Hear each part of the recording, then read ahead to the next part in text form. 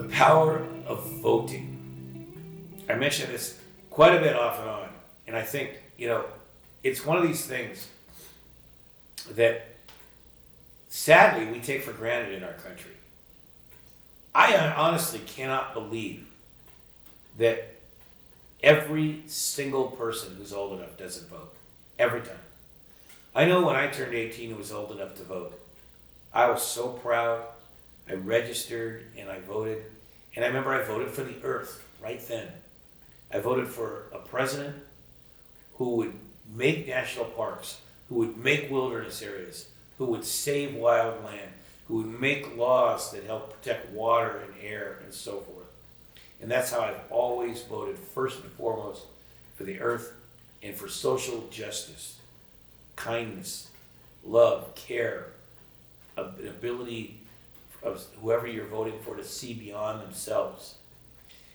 I just can't tell you how important it is. And I bring this up because in the last election in 2016, when Trump became president, I'm not going to do a huge political thing here, but the man simply could have cared less about nature.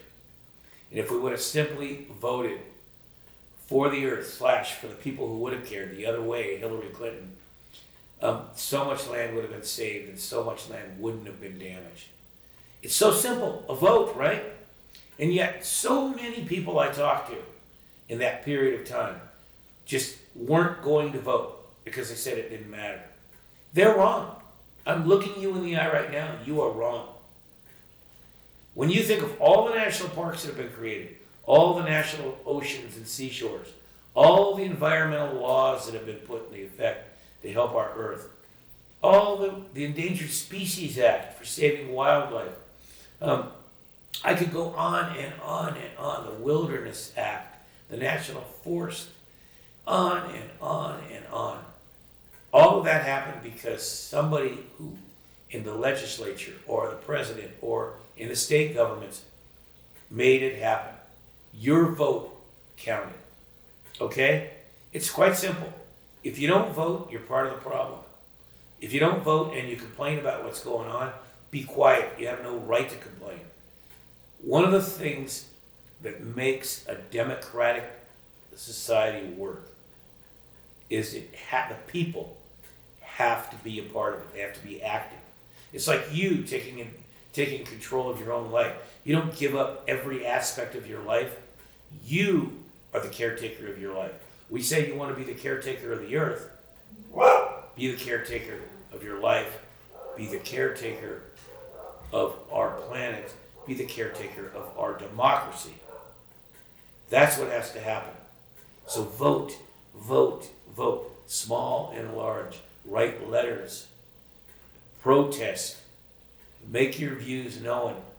Be involved in the democracy. And think of it, if nothing else, if you don't care about all the crap that humans create, and oh yeah, we create a lot, just do it for the earth. Do it for the earth. It will make a difference. It will make a huge difference. Vote for the earth. Vote on small elections, on big elections. Write letters. Make your views known. Protest when you can in good ways where people know. Get your word out. Do it for our planet. Do it for the wolves. Do it for the grizzly bears. Do it for the old growth redwood trees. Do it for the mountains, for the forests, for the ocean and the fishes that live in it, for the dolphins and the whales and the seals and the polar bears and all the rest of it. Do it for them. One last thing, the power of voting. This last election, I'm sitting here right now, it's 2022 December. This last election, just this November, the leader of Brazil, who is a dictator named Bolsonaro, who has been responsible for the last number of years for wiping out for money for himself over 12, I can't even imagine the amount of acreage, countless acres, 12,000 square miles of Amazon rainforest, literally the lungs of the earth, the Amazon rainforest, for his own profit. Think of all the animals that died. Think of all the indigenous tribes that were died as a result of it. And the forest never comes back the same. 12,000 square miles.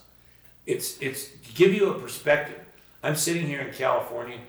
It's about 3,000 miles if I started walking to New York. You get it? And that man just lost by just a few votes to a man who's committed to bringing back 80% of the forest there and protecting it. If just a few people hadn't voted, that Bolsonaro would have won again and have wiped out another 12,000 square miles of forest. Can you imagine? The people that voted changed that. You can go all day long about right or wrong, this or that, why it's that way. That's fine. But you can try to change things, and that's good. But what's right in front of you? The people in Brazil voted, ousted him, barely. And they saved so much forest, which directly affects the entire planet. There you go. Look at that and learn. Vote. I love you, man, but vote. Vote.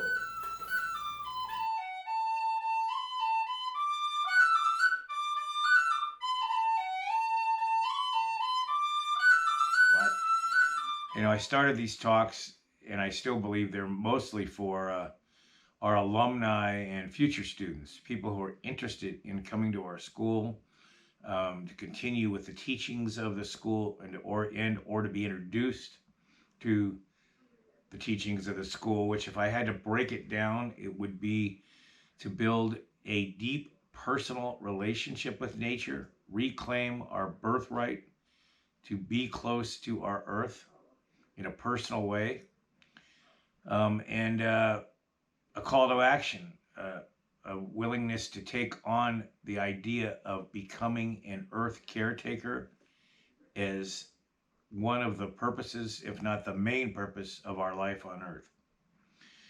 That's what these talks are about. I hope they inspire people, and I'd love to hear from you on ideas for talks you might like to hear and questions you might have if I brought any up.